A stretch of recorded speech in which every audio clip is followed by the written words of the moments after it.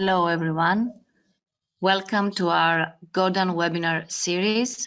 The Data Rights and Responsible Data Working Group of GODAN is pleased to invite you to a webinar under the title Unlocking the Potential of Open Data to Promote Agribusiness for Youth in Africa.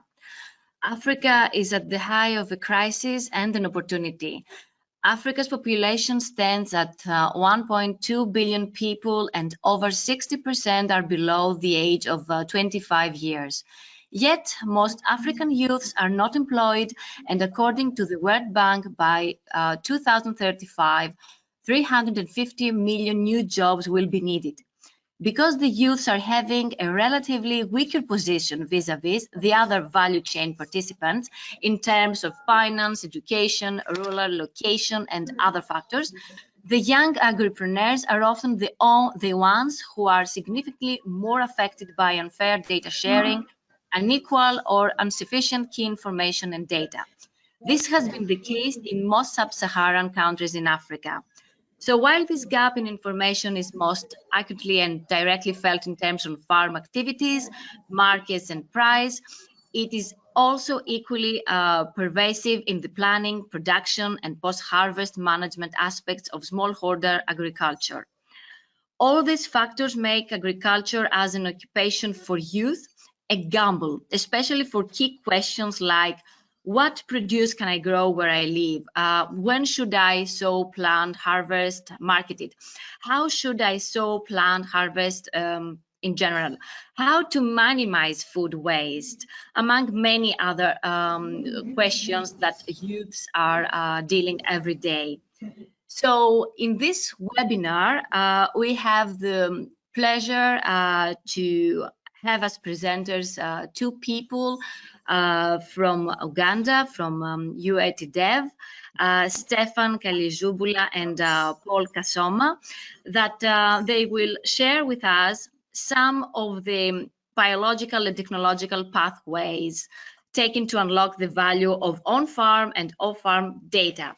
And without any further delay, let me introduce you to these people. Stefan Kalijubula is a certified computer engineer from Makerere University in Uganda with 4 years experience in embedded system design, network engineering, and software development. He's currently a Strategic Information Systems Officer at USAID Regional Health Integration to Enhance Services in Northern Uganda. He also works as a project manager at Youth in Technology and Development Uganda, YITEDEV, focusing on data for agriculture. He has actively conducted and participated in the series of CTA GFAR GODAN Open Data webinars. Also, Stefan is one of the GODAN champions and part of the GODAN Action Network, and he has received multiple awards from African Innovation Summer in 2018. Paul Kasoma is an agrotechnologist, a data scientist, information systems developer, as well as a trainer. He has a bachelor's degree in information technology, certificate in open data, certificate in feeding a hungry planet, certificate in sustainable cities, and in computer skills. He is also a senior communications executive at Youth in Technology and Development Uganda, whose main mission lies in digitizing agriculture, ICT for rural development, open data in agriculture and nutrition, youth empowerment, and community development. He is also one of a GODAN champion, and also he is an HIFA country representative. And Paul has also worked on a number of agricultural projects and has attended and spoken on a number of open data workshops, both locally and internationally. His key technological interests include data science and artificial intelligence. So, Stephen and Paul, welcome to this interesting webinar that really deals with the topic of youth in agriculture. What are the challenges? What are the benefits of open data around agriculture? And please, Stephen, enlighten us.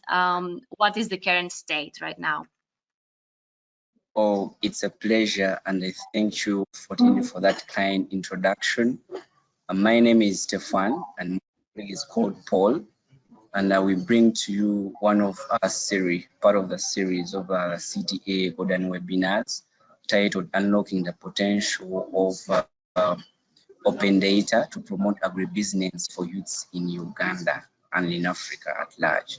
So this webinar is supported by CDA GODAN, and it's being presented by Youth in Technology and Development Uganda, a youth organization that focuses on agriculture and extending sustainable technologies to promote sustainable development in Africa, specifically for Ugandan's case. So I'll give the floor to my colleague to take on.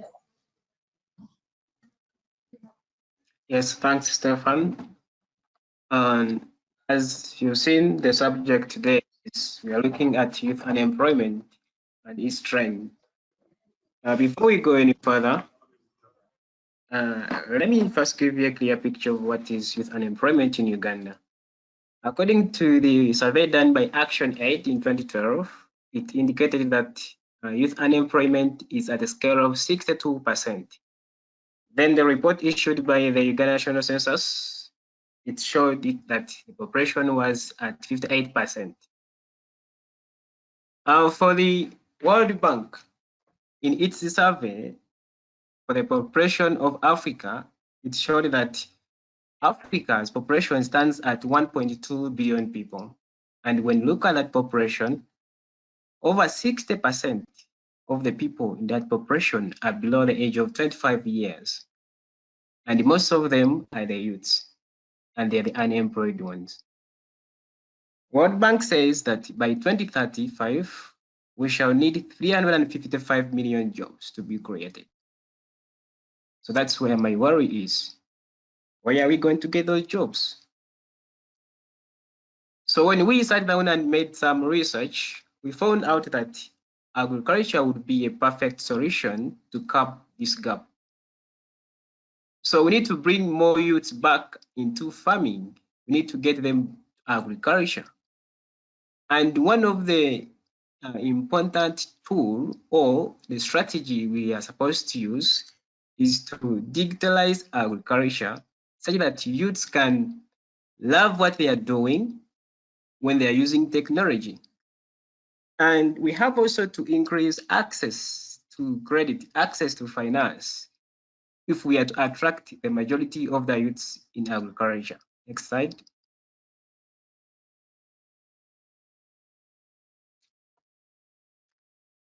So in Uganda, farmers are facing a lot of challenges. Specifically today, we are going to look at the young farmers.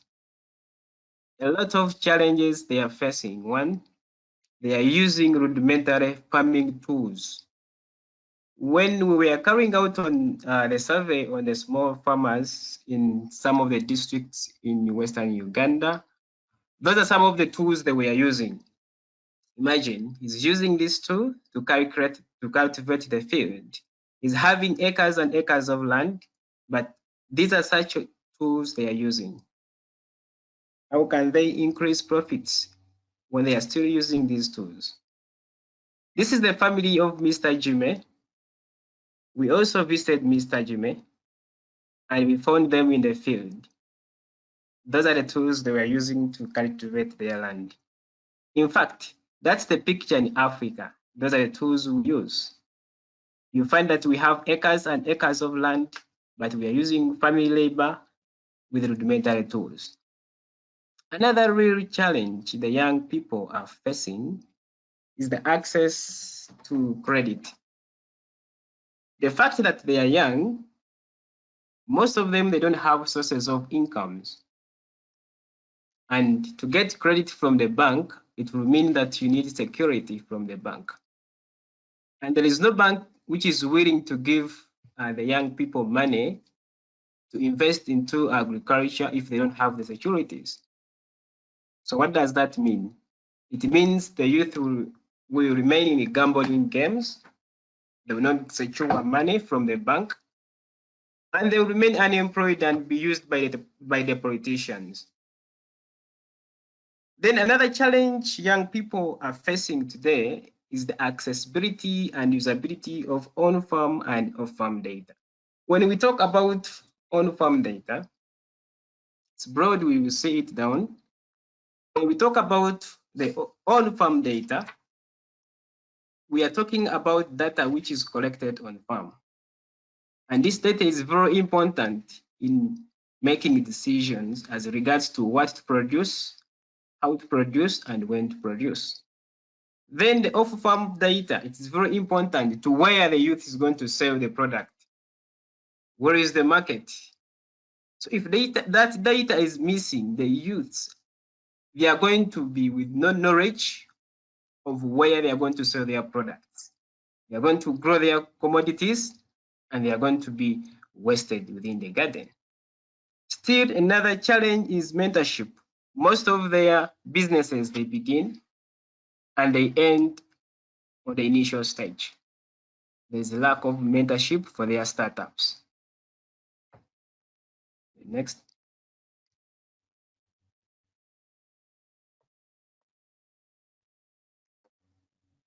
Okay. Another challenge young farmers are facing today is the challenge in adoption of digital technologies.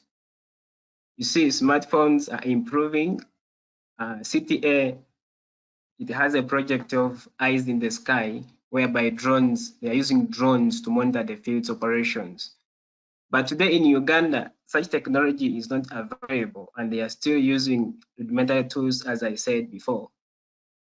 And we have the unfair distribution of data, both on land and on farm. This is a great problem to the indigenous people. They are still basing on the indigenous knowledge of doing weather forecasts. Yet seasons, they have changed. So they've remained in gambling work.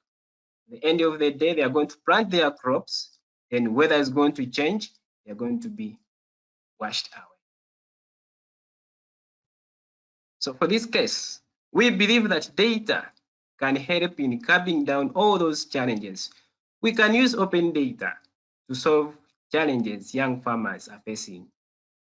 Stefan can take us through how data can be used to improve agribusinesses and to curb down those challenges for farmers.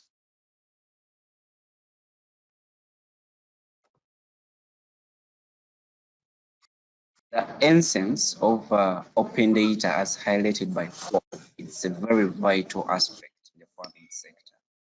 Because if you're looking at making data from data itself to the point of getting wisdom, it's a chain that requires for us to close. So in that way, if you're looking at data in its broader perspective, you're looking at it helping the farmers, the young farmers, to make operational decisions, minimizing the yield, minimizing the losses on the farm, optimizing yield, and as well as promoting their business. That said, if you're looking at a young farmer down there in the village, he's looking at 4 streams of data. There's data on the farm. Now, this is the data obtained from the farming practices. This is what they work with every day. But there's also data that is coming from out. That is the data, for example, you're looking at the markets, you're looking at the weather. That's if they don't have the localized weather monitoring tools. So when that data comes to the farm, these are some of the concepts. This is some of the sources that the young farmers need to untap so that they implement them on their farms. And with that said, it will reduce the crop failure and also reduce on the chances of environmental affection. So what's the value? Why should we unlock, and what is the potential? Why should we speak about data every now and then? Specifically for the young farmer, we are looking at using the data to help them to plan.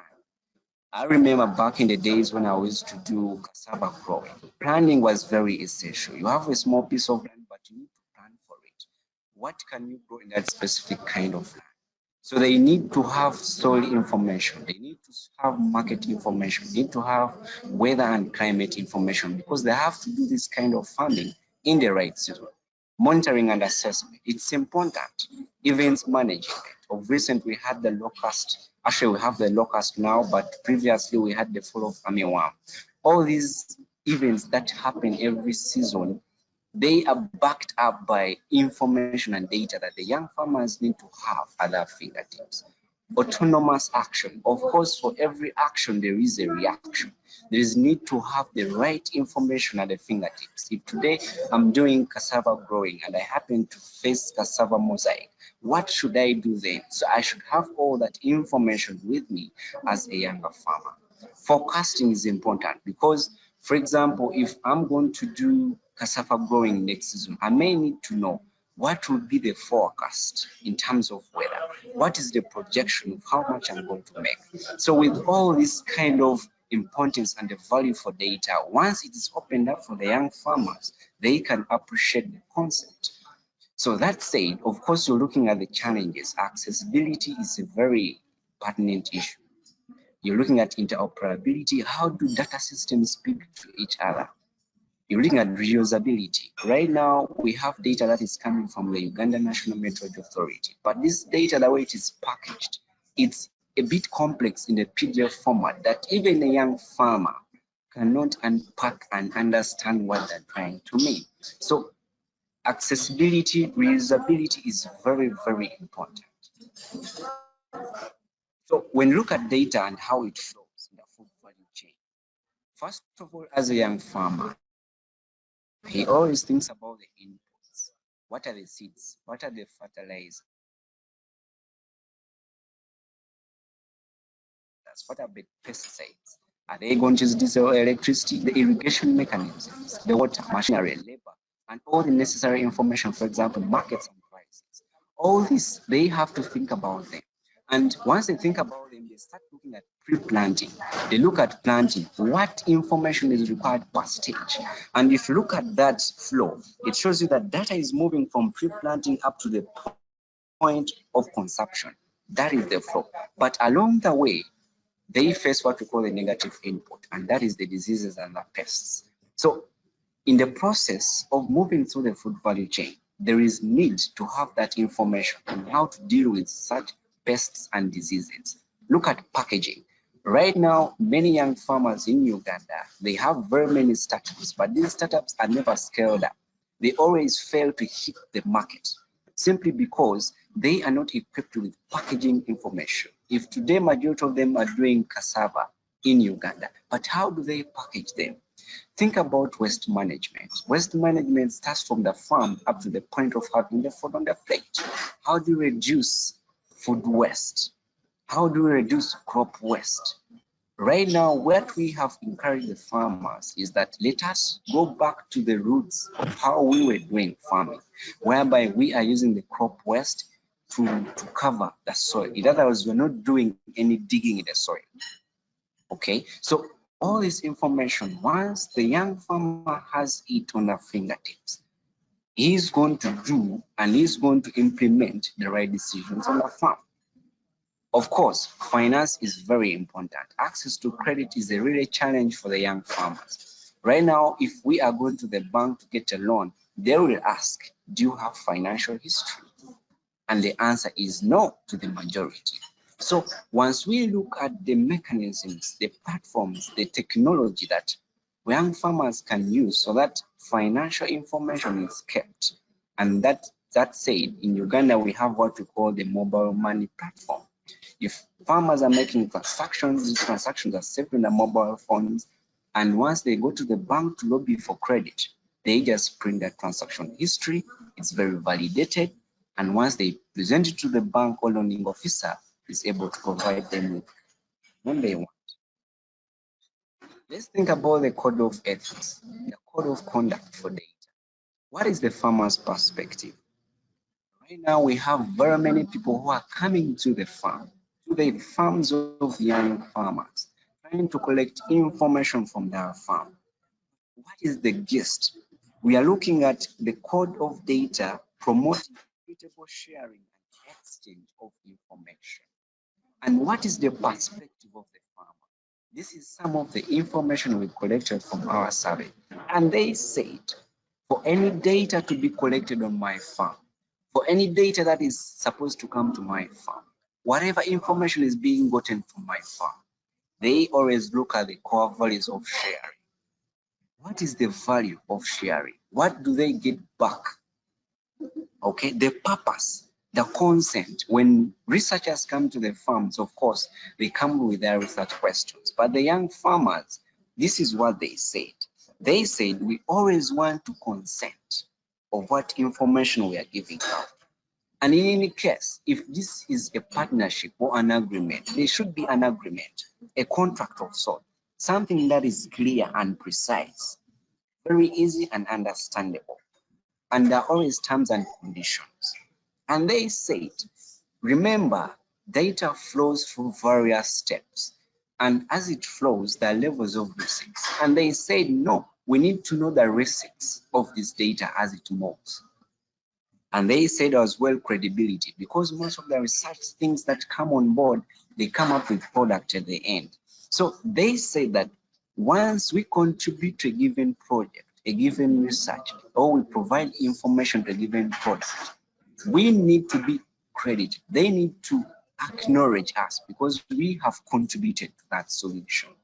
So right here, this is some of the sample agreement that we did during the survey when we were trying to understand the challenges of the young farmers. Of course, we had to sit down with them, discuss with them, what are the challenges, and they had to consent to give out the information, and they tick on what they feel should be said. I'll speak about the innovations we have used. In Uganda today, we have a very trending application. It's called Safe Border. Safe Border, border is a Ugandan name. It means a motorcycle. So the reason why it's called Safe Border is that whoever uses Safe Border for transport, for example, from town A to town B, is always safe. Now, when we were speaking to our young farmers, we said, can we use this platform so that we start selling out our produce from the farm, our products from the farm to the customers? And our Safe Border decided to have that platform whereby the young farmers can post. If I have a restaurant, I create a restaurant, I post what I'm trying to, the food I'm selling, I can order. And now what you see here is that these are the young boys, these are the youths now who have joined the motorcycle business. And now the farmers, what they do is that once they create an account, they post their products, for example, banana or cassava or chicken. And me who is seated in an office, I make an order. Once I make an order, any nearby Safe Border or any nearby motorcycle who's in my location is going to get that notification that Stefan is ordering for food, Stefan is ordering for banana, and therefore is ordering this banana from this given restaurant. This Safe Border is going to drive to the restaurant, pick the package, and it is delivered to my home office. And this transaction, the mode of payment is mobile money. And once the mobile money payment is done, this transaction history is saved, and the farmer is also in position to have a backup. And I've been privileged to use this platform to sell my chicken because I'm a poultry farmer. So I've decided to create an account with Safe Border, and I always post my chicken. I do broilers, and whoever orders for them, they get them at that point of interest. So we have Junya. Junya is one of the, I can call the Amazon for Uganda, the Amazon for Africa. With Junya is that it works the same way. It links the wholesalers, the middlemen, the retailers. But now, Junya has been prominently used by businessmen who are doing in textiles. But we talked to the young farmers and we told them, look, what can we do with this platform? And we decided to use this platform to order for seeds. And once you order for seeds, the mode of payment is mobile money, because most of these young farmers fear to open up accounts with the bank because they will say, my money is going to be taxed. But now with the mobile money payment, everything is going e-wallet. So that said, any farmer, if there is someone from Zambia, from Ghana, you can just order these seeds and you get them there. So we are encouraging the young farmers to use these platforms, because once you go to the bank, you have to present financial history. and you cannot present financial history that is not validated. So all the modes of payment done through Junya, they are validated by the bank. Speak about Agro-Market Day. I've been part of this project while at campus. We try to assess the needs of the farmer down there in the village. What do they want? They need trainings. They need to find the buyers. They need to sell what they're producing. They need the inputs. Think about the disease outbreaks. How do they become the buyers? How do they ask the aspects? Right now, we termed it as virtual doctors. So if I'm a cassava grower and I happen to face cassava mosaic and I don't have any clue or information of this, I'll come to ask the experts on Agro-Market Day, and anyone who's online is going to respond to me with a very perfect answer. Funamera, this is something interesting that we have been promoting around, even with our young farmers who are dealing in poultry. This platform, anyone can post, but it's through validation. You can post what you sell. It can be beans, it can be an event.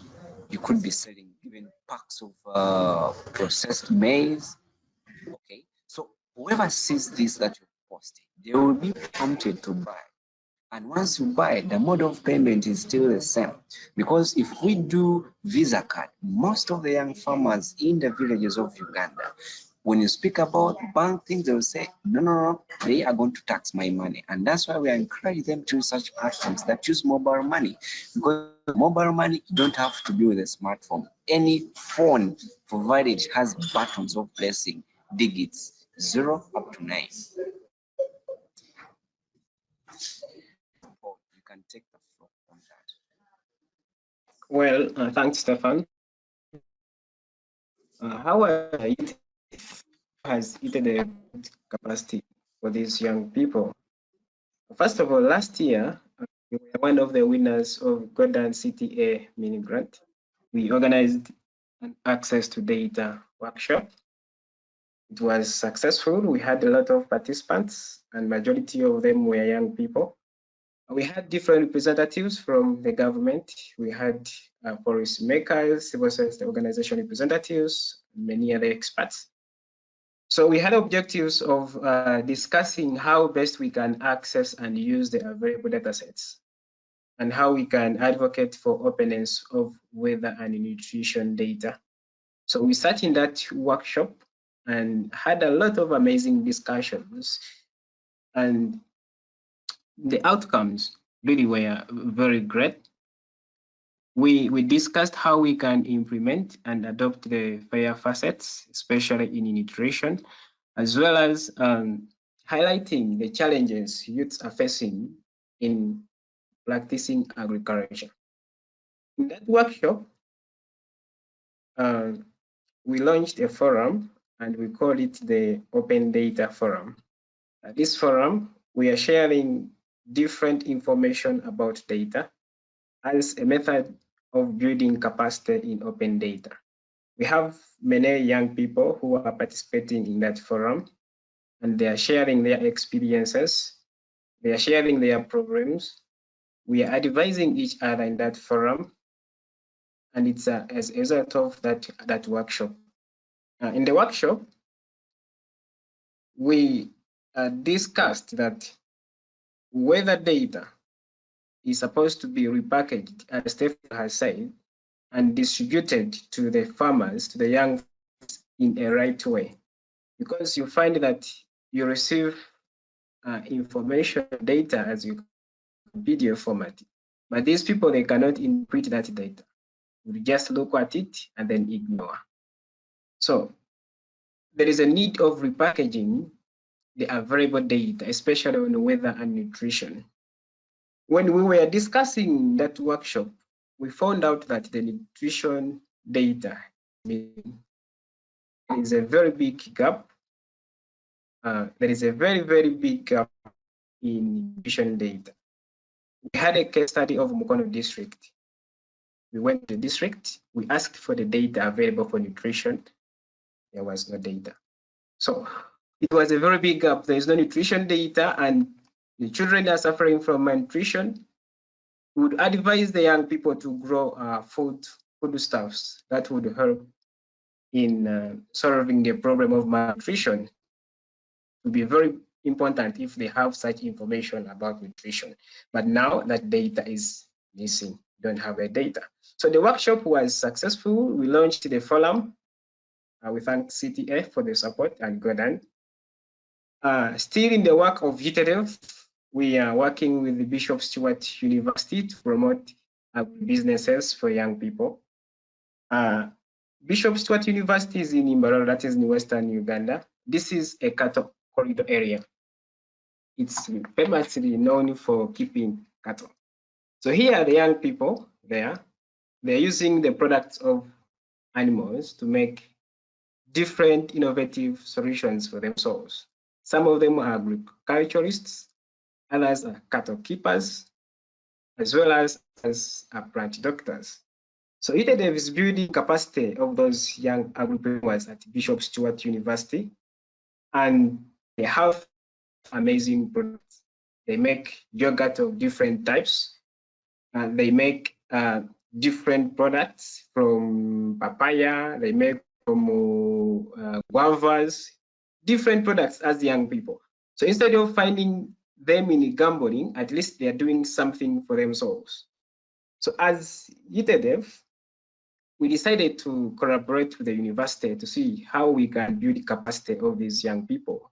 How can we help them access credit? How can we help them use the data to make good informed decisions? These people, the young people at Bishop Stewart University, they are adding value on their products.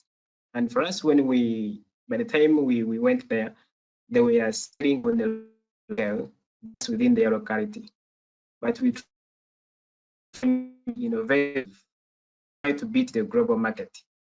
In fact, being a technology company, YITEDEV, we had to do mentorship for them and provide them with tech solutions that they can use to collaborate and connect with other agri-prenuers across the globe. So they're in collaboration with many young people still across Africa. They are selling their products. Now they are not only selling in Imbarara, but they are selling in Kampala, they are selling in the whole Uganda. But recently they were only focusing in Uganda. So the issue of building capacity is very important for the young people, because if you don't build capacity for them, they will sit down, they will the rest of the day. Then that spirit of that spirit of creating fear in the young people, like using agriculture as a punishment, it has made many of them to hate the activity. Instead, they are looking at agriculture as a dirty job. So we should find a way of bringing back these people, these past youths, back into agriculture. When we were beginning the webinar, we said World Bank is saying that by 2030 we shall need something like 350 million jobs. Where are those jobs going to come from? So if the young people, the age of 18, they just rush in gambling, rush in other activities that are not economically powerful, they leave out agriculture because they consider it dirty. It's a dirty game, and they are tired of the activity. So as innovators, we have to find a way of bringing their spirit back. Being that they are young, for us, we think that if we digitalize agriculture, we can build their spirit in terms of technology. Now look at these people from Bishop Stewart University. These are young people, they are having different products. They go in the garden, they plant their product, their crops, then after they harvest, as YITEDEV, we are collaborating at university to build the capacity of the young people in our business, as well as try them to help them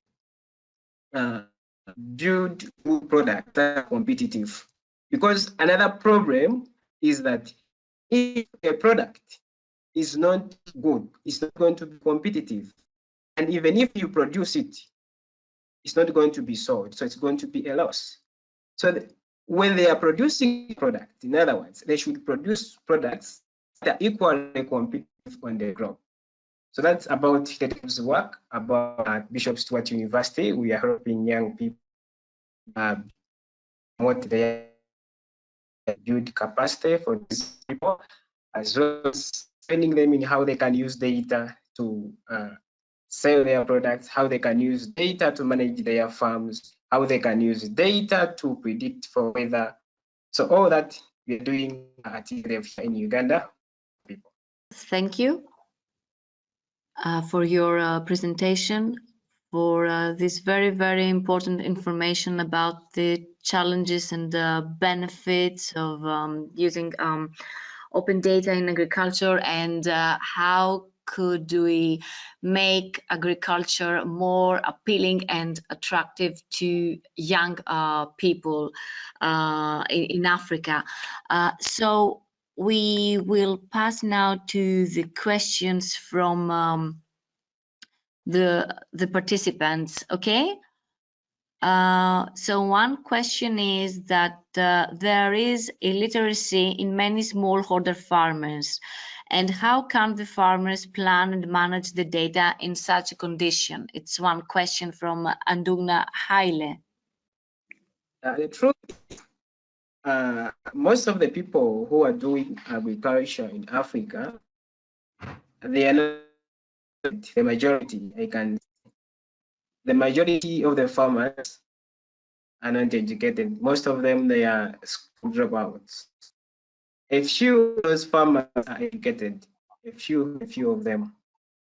So the question of illiteracy is a very good question to consider, because the data which is being disseminated, it's in the language, first of all, which is understood by the farmers. It's understood by a portion. So if we have a percentage of 100%, I can say that 30% of the farmers are not educated, so they will not understand the data, as the question is. And you will see that the 60% they're educated, they can have the knowledge of understanding the data. Now, the question goes back to the people who are disseminating the data, or those who produce the data, to also consider the people with the low illiteracy rates. You understand?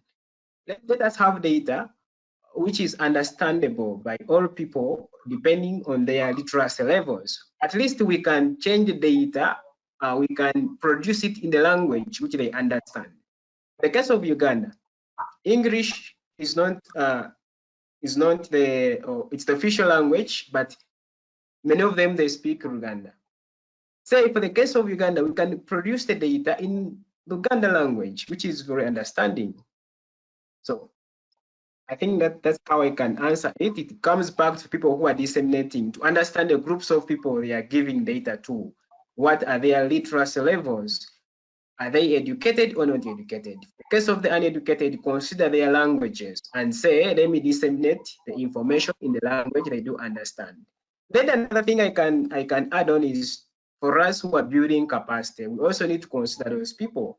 We need to build capacity in those people to understand the subject matter still in their local languages. Instead of using, we can go down to those farmers, train them, and teach them about data still in the local language.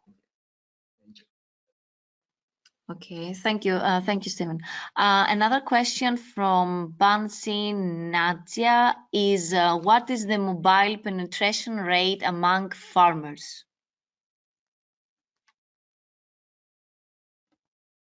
Maybe on the usability of mobiles. Would you like to answer, Paul or Stephen? Okay, I think Stefan is muted, but if I'm to answer that, when you look at that slide Stefan is using, he has put on, if you can say it, about the dissemination. In fact, he was talking about the dissemination of data and information. Majority of them are not using smartphones. You get? Majority of them are using those small kind of phones. And you might find that to to send data or to get information, they have to dial through USSD. So a few still they have smartphones. Majority of them they don't have smartphones. Majority of them they don't know how to use smartphones. You see, so it all comes back still to capacity. So the mobile rate for smartphones is still low in farmers, I can say. Just to add something to that, this is one of the action point from the workshop we had. We are working on this project with the Uganda National Meteorology Authority, and the mandate is to close the gap between the provider of the service and the user of the service. Currently, the Uganda National Meteorology provides weather and climate data in the PDF form, as you can see. They either send emails or they send PDF documents to the farmers. And once they get these PDFs, the farmers cannot ideally interpret what is in that PDF. And this is what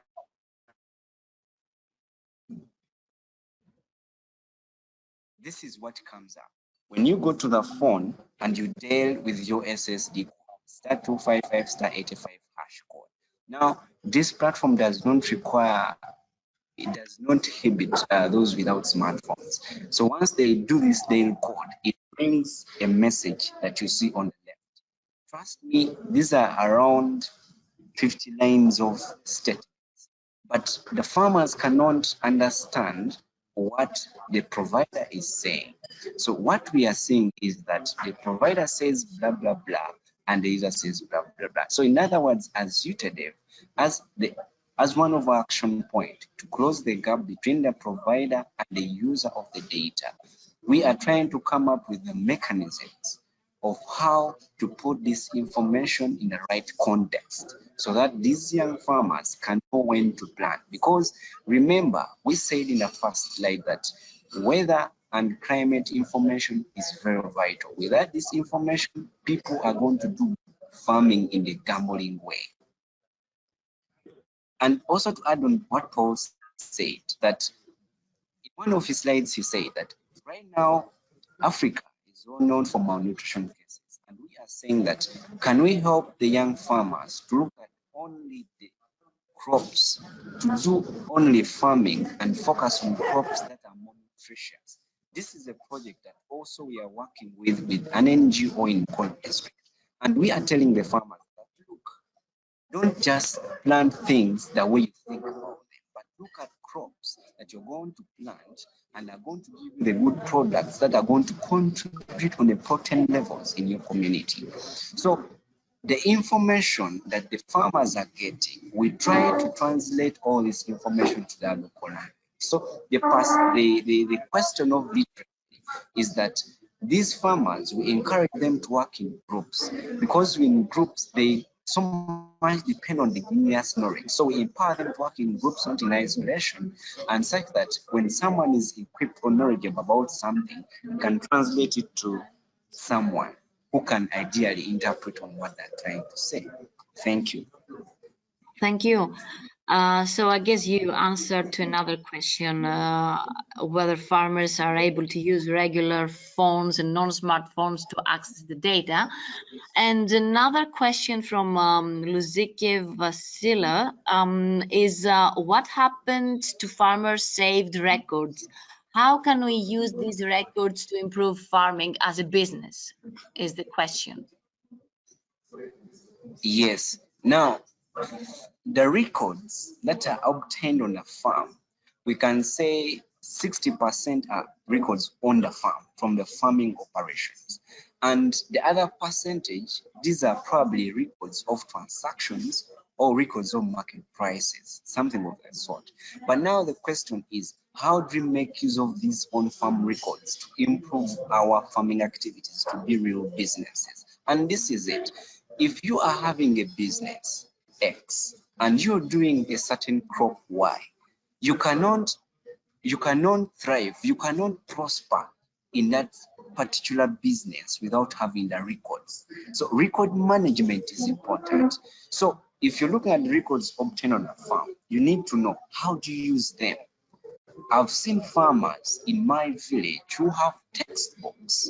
They get books and they write down that today, this early morning, I've planted 50 seeds on this size of land. Today, I've sold 50 liters of milk. And they keep on tracking, because without keeping records, you cannot know where you're going wrong. So that's why we emphasize that on the farm, we empower the young farmers, even though access to technology is becoming a challenge. But you can think about other mechanisms, because these young farmers, majority of them actually don't have money to buy the smartphones. So they decided to get books. There is a project called Box. We work with them. So they decided to help the young women to keep their money in the box other than taking it to the bank. And every day once they meet, the chairman or the secretary of that circle or that group writes down, this is how much we have made and this is how much we have done today. And before even the meeting commences, they always reads minutes, updates the team that this is how we are moving in this business. So you with the on-farm records, if you really focus on managing the records and using that information, you can really thrive in that business. Thank you. David Dion is asking if you are aware of any projects deploying distributed ledger technology in agriculture in Africa. Sorry? The question is, are you aware of any projects deploying distributed ledger technology in agriculture in Africa? Yes, CTA has been at the front line of that in Uganda, especially during one of the project that Paul has spoken about, the Eyes in the Sky, the drone project. This project came in Uganda just a few years ago, and it found some tea growers in Western Uganda called Igara Tea Project. And once they heard about the importance of drones, capturing the crop data and trying to simulate and get to know how are they performing in terms of health, they welcomed it. So I've seen CTA doing that, but also Amazon, you can buy equipments from Amazon and ship them here. But specifically for the projects, I only know CTA that has been doing that. Maybe that some other projects that are doing that. But also, in addition to that, maybe on the project that you're speaking about, currently we have a challenge with the locust. The locust in Uganda. So with these locusts, as you can see over there, this is a project that FAO started recent, a few months ago, when the locusts invaded East Africa. So when these locusts came to East Africa, of course, they had to come up with a small grant to support local governments to tackle this problem. So as I speak now, the locusts have invaded over 19 districts in northern Uganda. And these desert locusts, most of the farmers have been saying they are really taking or consuming all our crops, which is true. And one of the fears they're saying is that however much the government has invested millions of money to spread the chemicals on our farms using the drones and all those helicopters, their fears are, one, they're not sure where their soil nutrients are going to remain. And two, they're not sure whether the cattle feeds, I mean the pastures, are safe now because they've been spraying chemicals all over. And three, they're not sure about the safety of their lives because the government has dished out these drones and are going all over the district spraying all these chemicals. So this is one of the projects that have been done. But still, right now, farmers are saying, however much they are being locusts, but some farmers have decided to cook them to be like food because they are saying that they are rich in protein. So right there, you see, is a young man who is a cassava grower, and the mom, they have decided to fry these locusts and they are eating them as food. So this is one also of the project that I know that have been trying to supply some of the equipment to help the farmers to deal with these outbreaks. Thank you. Olufemi Adesope is asking, how can we deposit data for use by youths? How can we organize repositories of data in agriculture for benefit of youth? Would you like to answer that? Yes, interoperability has been always a challenge. How do we reduce on redundancy, duplication? How do we ensure that data systems communicate to each other? This has been a very serious issue, especially in Africa. And that's why that you find a farmer is stuck at the crossroads with million applications providing nearly the same service. So what are we saying?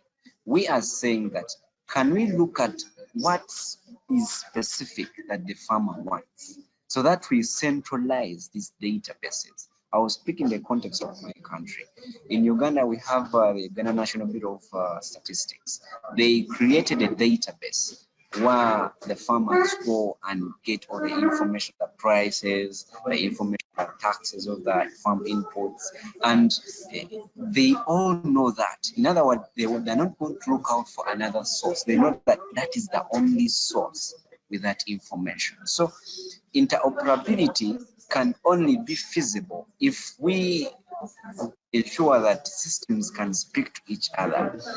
For example, I know some developers here that have designed applications before, but they are what we call APIs, application programming interfaces. So if a database X, there's a database Y, and I have an application in the center, how do I pull the data from different databases? I use what we call an API. So we can use that technology to ensure that if different databases are sitting in different locations, probably speaking different information, and they want to be synced to one platform, we can use the API levels. But that said, we don't want to confuse the farmers. We have advised them to stick on what they're doing. So we go on working with them and improving their practices because they have access to these databases. So we work with them to help them interpret the information that they have been currently accessing. So having systems communicating with each other, that has been a challenge. Every project comes up, they come with these different databases. So we were been trying to advocate for centralization of this information so that we don't confuse our young farmers. Yes. Thank you. There are so many questions coming. So one question from Osborne Gumushabe is how to efficiently apply open data by smallholder farmers in developing countries. How can we do that? Sorry, I didn't get that question. How efficient apply open data by smallholder farmers in developing countries? Okay, how efficiently apply open data actually? Yeah. So how do we apply open data to the smallholder farmer? The question now, who is a smallholder farmer in the context of Africa? A smallholder farmer in the context of Africa, in my country, Uganda, is someone who owns 1 acre of land. Okay, and this farmer is either doing mixed farming, crop rotation, or is trying to apply some of the techniques on the farm like mulching, intercropping. Now, what is open data? It is data that has been opened up for you. But now, if you're looking at the farmer over there, and what is supposed to be open for them, the first thing that you need to do is one, work with the farmer, understand the challenge. What do they want? If you find that a farmer X is figuring out, has failed to figure out on what to grow, on what to plant, and when to do so, then you're supposed to look out for what kind of service can you do for such a farmer. Then you have to build capacity with what they are using currently. So you go on bringing some extra steps, one point at a time.